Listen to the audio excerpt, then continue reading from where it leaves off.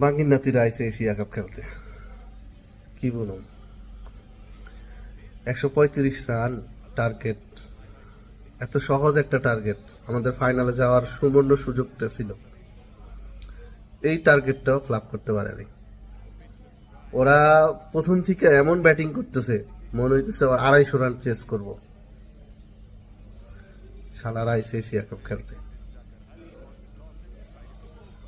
বিসিবির উচিত এইগুলিরে, সবগুলি স্কোয়াডে যারা আছে সব দাওয়াত করে আই না, খাবারের সাথে বিষ মিশিয়ে রাখবো আগে, আর ওদের জন্য কবর খুঁজে রাখবো, খাইয়া শালারা মইরা থাকবো না। মানুষের আবেগ নিয়ে আর তো খেলা দরকার নাই। ফাইজলামি শুরু করছে, এত সুন্দর একটা সুযোগ তাও হাতছাড়া করছে। টি-20 খেলে, টি-20 খেলে ওয়ানডের মতো, ওয়ানডে খেলে